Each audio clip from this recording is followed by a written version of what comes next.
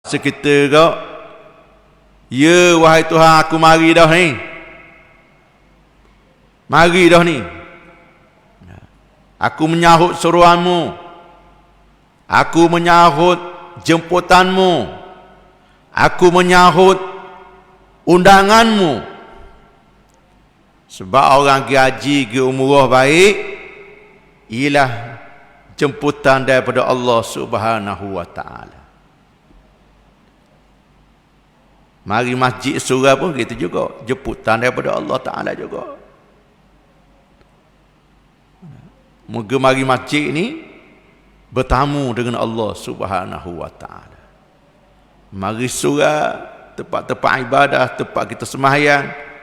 Anda kita menjadi tetamu Allah. Maka orang-orang yang terpilih saja mari.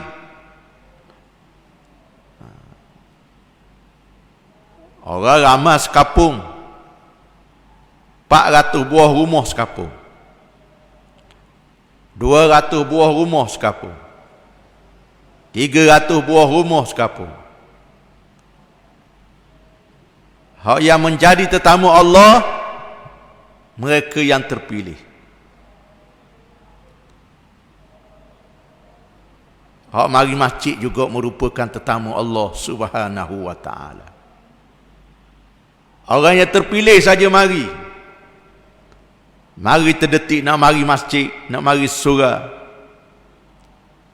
Maka itu ialah jemputan daripada Allah Subhanahu wa taala. Kita nak mengharapkan dengan Allah, tapi rumah Allah kita tak mahu mari. Kita bermohon dengan Allah, minta itu ni dengan Allah Subhanahu wa taala, rumah Allah kita tak mahu jejak. Ada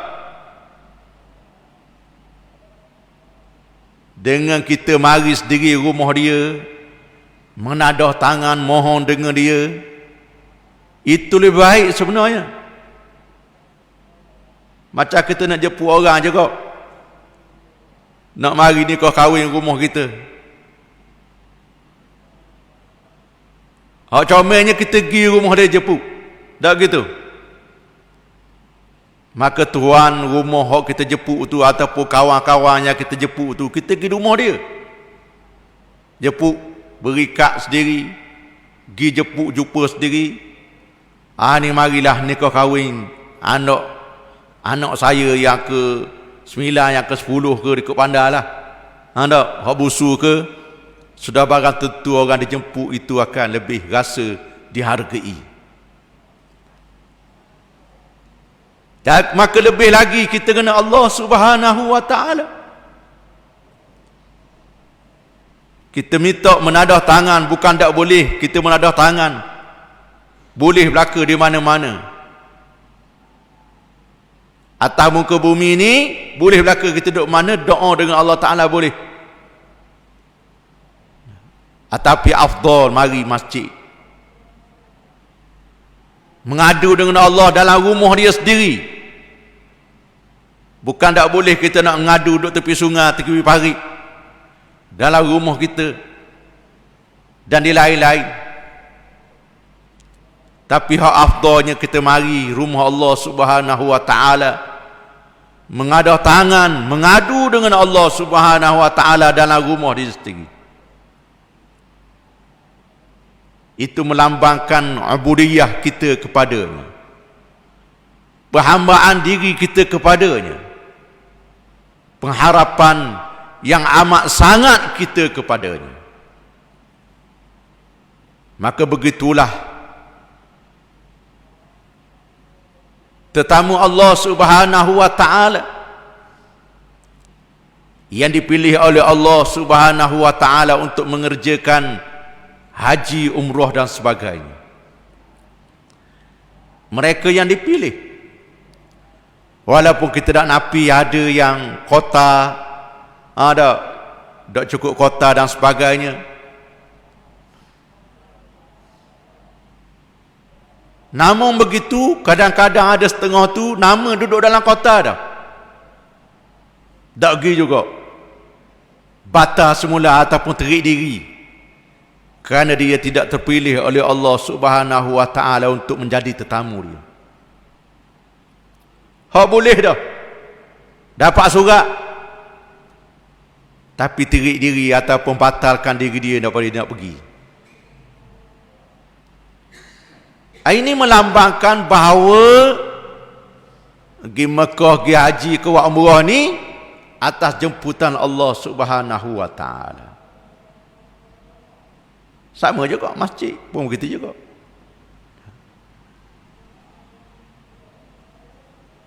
Jadi orang yang terpilih bakal haji kita, bakal hajah kita yang setengah je berangkat dah.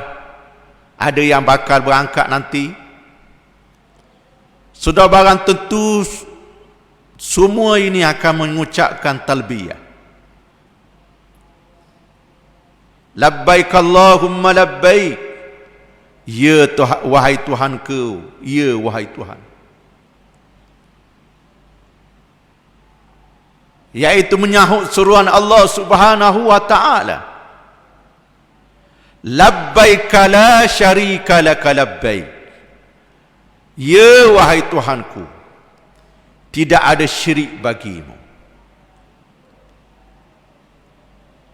Ya ini kita memperakui tidak melakukan kesyirikan kepada Allah Subhanahu wa taala. Maka itulah hadaf daripada pekerjaan haji. Tujuan untuk hanya mempertuhankan kepada Allah Subhanahu wa taala dengan tidak melakukan syirik kepada Allah dalam semua bentuk kehidupan. Sebab tu lafaz talbiyah seperti mana yang kita sebut tadi. Dan dalam ayat yang kita sebut tadi Allah Ta'ala sebut jelas. Jika sekiranya orang itu syirik kepada Allah, Allah Ta'ala bari berlepas diri. Tak ambuh cara, tak ambuh hirau. Macam kita lah. Tak? Kalau anak-anak degil sangat, dia cakap nak larang. Tak? Jangan buat, jangan buat. Dia pergi buat juga. Kita kata komandamu lah. Tak? Jadi, bari berlepas diri daripada Allah Subhanahu wa taala terhadap orang-orang yang syirik kepada dia.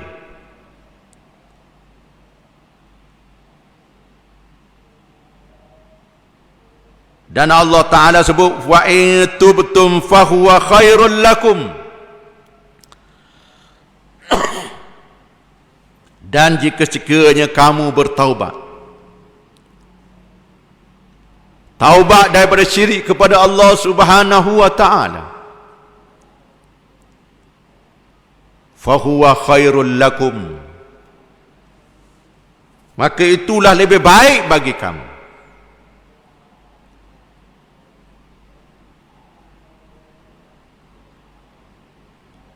Itu yang paling baik bagi kita. Kita mengesahkan Allah Subhanahu wa taala dalam ibadah kita. Kita mengesahkan Allah Ta'ala dalam kehidupan kita. Maka itu lebih baik bagi kita. Kerana kita meletakkan Allah Ta'ala sahaja Tuhan yang diabdikan diri kepadanya. Fa in tawallaitum, dan jika sekiranya kamu menyeleweng, ataupun jika sekiranya kamu berpaling, ataupun jika sekiranya kamu terus dalam keadaan syirik kepada Allah,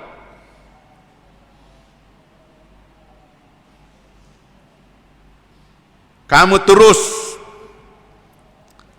dalam keadaan tidak taat kepada Allah, tidak mengabdikan diri kepada Allah, maka ketahuilah bahawa kamu sesekali tidak akan dapat melemahkan Allah Subhanahu wa taala. Ayat ini memberi amaran, jika sekiranya kita ni enggan patuh kepada Allah, enggan taat kepada Allah, enggan bertaubat, terus kekal dalam keadaan syirik kepada Allah, seolah-olah kita berkuasa, seolah-olah kita boleh buat itu bawaan ni, maka Allah Ta'ala sebut, wa in tawallaitum fa'alamu annakum ghairu mu'jizillah. Jika sekiranya kamu berpaling, maka ketahuilah sesungguhnya kamu tidak akan dapat melemahkan Allah Subhanahu wa taala. Sebab orang yang lawan Allah Taala ni dia rasa dia kuat. Tak. Orang yang langgar kehendak Allah dia berasa dia gagah. Orang yang syirik kepada Allah dia merasakan dia segala-galanya. Banyak contoh-contoh dalam Quran, Firaun, Namrud dan sebagainya. Dia syirik kepada Allah dan dia mengatakan dia itu kuat, gagah. Firaun sebagai contoh.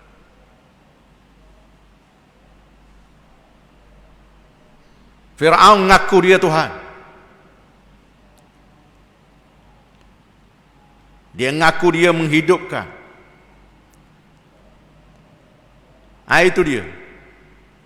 Dia syirik kepada Allah. Maka Allah Ta'ala sebut di sini mudah saja. Mungkin ingat lagu mana gagah kamu pun, lagu mana kuat kamu pun, lagu mana hebat kamu pun, yang pasti kamu annakum ghairu mu'jizillah. Sesungguhnya kamu tidak mampu untuk melemahkan Allah Ta'ala. Ini terbukti. Kuasa besar dunia tidak mampu. 2 tahun kita bergelut dengan COVID-19. Bukan setakat negara-negara hak lemah, hak miskin, hak pertengahan, negara hak paling maju sekali pun tidak mampu untuk mengatasi bala yang diutus oleh Allah Subhanahu wa taala. 2 tahun tak boleh buat apa-apa. Tak? Kita merasai semuanya. Ini lambang kelemahan kita. Kat mana hak gagah kita? Kalau kita lawan Allah Ta'ala, syirik kepada Allah Ta'ala, menyekutukan Allah Ta'ala dengan perkara-perkara yang lain, takut kepada manusia lebih daripada takut pada Allah, harap kepada manusia lebih pada harap kepada Allah, pergantungan kita kepada manusia lebih daripada pergantungan kita kepada Allah. Maka kat mana gagah kita? Jadi ayat yang kita baca ni Allah Ta'ala sebut selalu. Dan kalau mu nak sombong sangat, mu nak lawan sangat, mu nak syirik sangat, mu kena ingat annakum ghairu mu'jizillah. Sesungguhnya kamu tidak mampu untuk melemahkan Allah Ta'ala. Tak mampu sungguh. Dah saya nak kata apalah. Tak? Sehebat mana kita pun.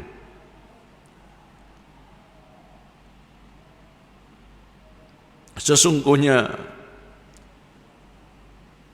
kamu tidak mampu untuk melemahkan Allah. Wabashiril lazina. Seterusnya Allah Ta'ala menutup ayat yang kita baca tadi. Wa basyiril ladzina kafaru bi'azabin alim.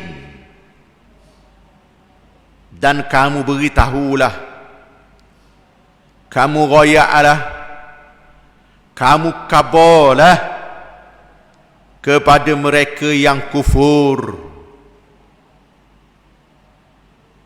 bahawa mereka itu akan berhadapan dengan azab yang pedih. Wa basyiril ladzina kafaru bi'azabin alim. Dan beritahulah orang yang kufur bahawa mereka akan menerima azab Allah yang amat pedih.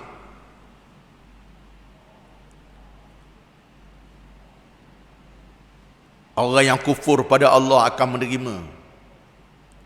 Tak kira siapa bangsa dia. Bangsa Melayu ke, bangsa Cina ke, India ke, orang putih ke. Marilah bangsa apa pun. Kalau dia kufur pada Allah, Allah Ta'ala janji bi'azabin alim.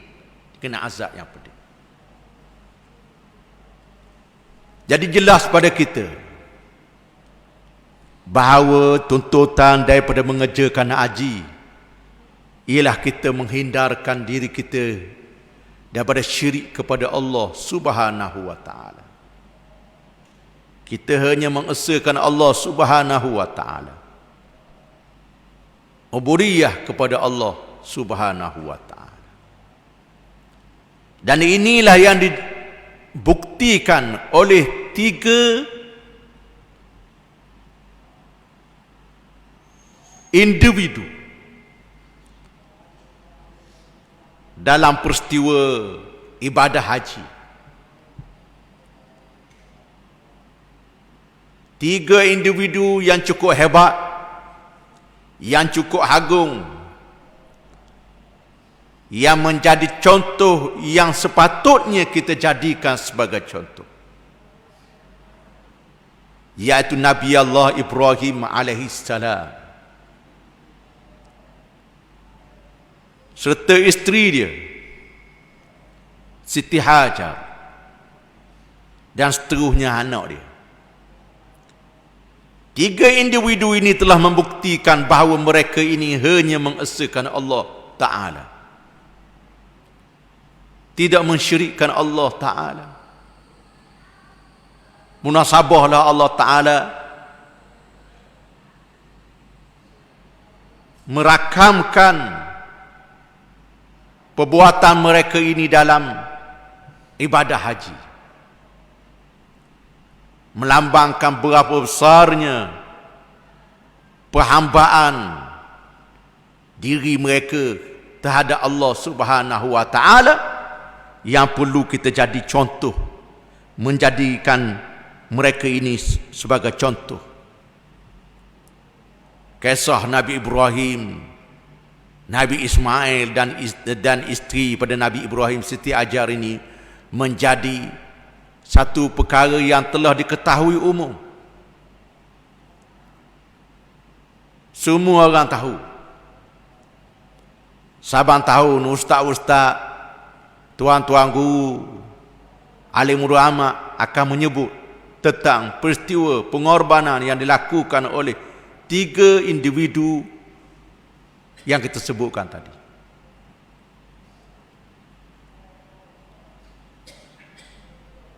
Nabi Ibrahim alaihissalam sebagai contoh taat dia kepada Allah, tidak berbelah bagi. Allah Ta'ala perintah dia bawa isteri dan anak tinggal di Mekah, daripada Palestin ke atas Mekah.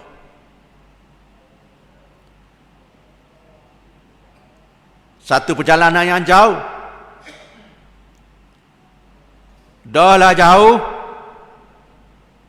tinggal bini pula,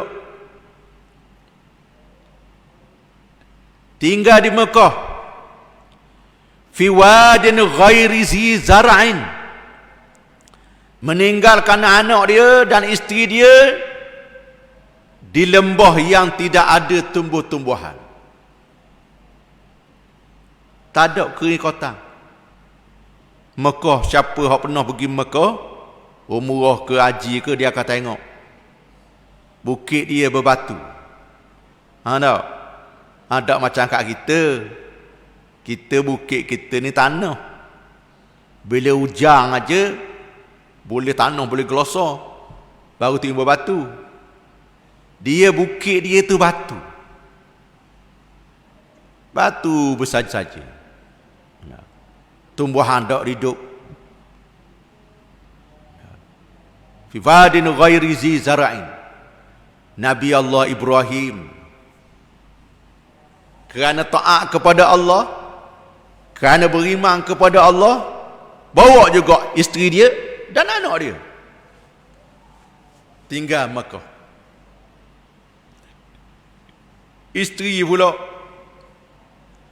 ini reka-reka ya. Tak? Kita tak ada masa dah ni. Tak? Ada 2-3 minit lagi. Isteri pula datuk lelaki tinggal ni, nak tinggal ni, tanah dah juga. Dah kiranya bakal bahasa kita lah ni. Mu nak tinggal aku ni dengan Ismail ni, dengan anak ni. Nabi kata ya. Dia kata Allah Ta'ala perintah ke? Dia kata ya. Si isteri ni apabila dikatakan ya, dia pun tak ada apa. Maka dia yakin Allah Ta'ala tidak mensia-siakan dia. Ini individu yang kedua, isteri dia yakin dengan keesaan Allah Ta'ala. Tak apalah, suami nak tinggal pun, nak tinggal bukan dekat, jauh, sebulan perjalanan. Dulu kau nak pergi Palestin sebulan perjalanan. Siang dan malam jalan tu sebulan baru sampai. Tapi yakin dengan Allah, kerana meletakkan pengharapan dirinya hanya kepada Allah, menyandarkan dirinya hanya kepada Allah. Ini keimanan yang kukuh, yang tidak pernah goncang dengan ujian yang diberikan oleh Allah kepadanya. Suami tinggal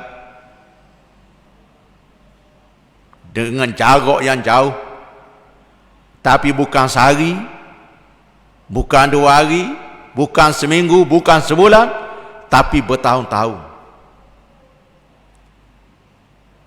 Sehingga Ismail besar.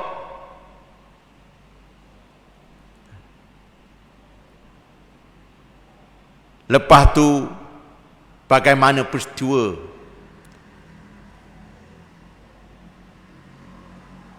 Bertahun-tahun dah mari, Allah Ta'ala perintah pula Nabi Ibrahim mari.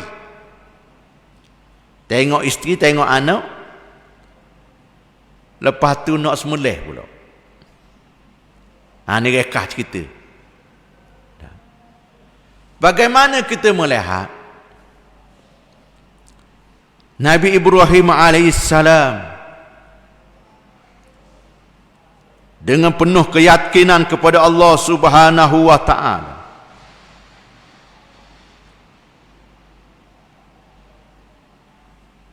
royak ke anak dia dalam firman Allah Ta'ala, falamma balagha ma'ahu asy-sya'y qala ya bunayya inni ara fil manam anni asbahuk fanzur ma tara. Selepas beberapa tahun, sehingga anak ni umur remaja dah, besar dah, mari Mekah, jumpa dengan isteri, jumpa dengan anak, beritahu. Maka tak kala anak itu sampai pada umur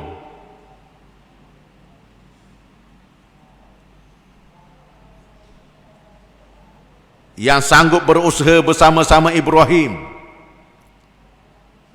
Ibrahim berkata, qala ya bunayya inni ara fil manam anni asbahuk fanzur maza tara. Dia kata kepada anak dia, wahai anak kesayanganku, ya bunayya, wahai anak kesayanganku, inni ara fil manam, sesungguhnya aku melihat dalam tidurku, yakni dalam mimpiku, anni asbahuk, sesungguhnya aku sembelihmu. Fanzur ma tara, maka apa pendapatmu? Hai ini, ayo.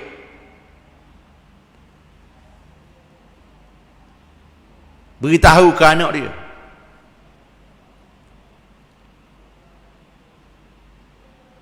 Beritahu bahawa dia mimpi nak sembelih. Nak sembelih bukan orang lain, anak dia. Hak dia beritahu tu pula depan tu. Ya. Kita kalau nak sembelih ayam pun, ayam tembus lari dah. Dah. Ada kita kabar ke ayam tu nak sembelih mu ni? Tak ada dah. Kecuali ayam daging. Ayam daging tak kabar pun tak lari. Kabar pun tak lari. Nah. Ayam kapur selagi tak kejar, dah. Lari. Nabi Ibrahim AS beritahu kepada anak dia, Ani azbahuk, aku tengok aku sembelih kamu. Mendapa pendapat kamu? Lagu mana pandanganmu? Kalau bahasa kita, guana pandanganmu lagu mana?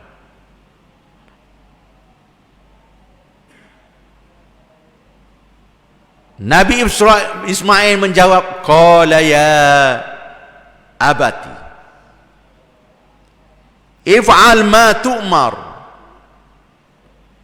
Kata Nabi Ismail, ya abati, wahai ayah kesayanganku, if'al ma tu'mar, buatlah apa yang telah diperintahkan kepada kamu. Satajiduni insyaallahu minas sabirin, kamu akan dapati aku insyaallah di kalangan orang-orang yang sabar. Ini suami, isteri dan anak, ketiga-tiganya taat kepada Allah tanpa berbelah bagi. Walaupun kalau tengok pada akal kita, perintah yang diperintahkan oleh Allah Ta'ala itu luar biasa, luar dari pemikiran otak kita. Perintah supaya tinggal anak bini jauh beratus-ratus batu,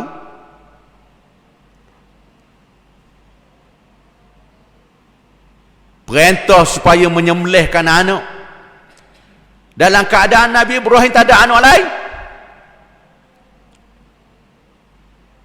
suruh sembelih pula. Hak lelaki pula tu, kalau kita tengok orang-orang Arab dulu, dia sembelih anak dia hak puan. Dia tanam anak dia hak hidup-hidup, hak perempuan dia tanam. Sebab kalau dapat anak puan, Arab jahiliyah dulu dia rasa aib, dia akan bunuh anak dia, ataupun dia akan tanam anak dia hidup-hidup hak puan ni.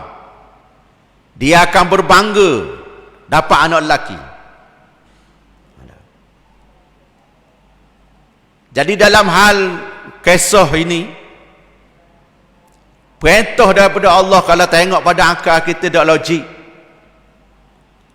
tak munasabah. Tapi apa yang dilakukan oleh Nabi Ibrahim AS? Dia turuti perintah Allah walaupun perintah itu luar biasa. Tinggal anak beratus-ratus kilometer. Tinggal tu pula pada tempat yang tidak ada apa-apa. Kalau kita nak tinggal, kita macam-macam ada. Nak pergi musafir sekejap tu macam-macam bekalan ada. Ni tak ada apa-apa. Begitu juga perintah Allah supaya sembelih anak dia. Kalau kita tengok, itu perkara luar biasa juga. Tapi mereka bertiga taat kepada Allah tanpa sekutu pada Allah Subhanahu Wa Taala pada benda yang lain. Walaupun dalam kisah itu banyaklah bagaimana iblis menggoda Siti Hajar, menggoda Ibrahim, menggoda Ismail. Tapi dia ikut belaka. Lotor batu lagi.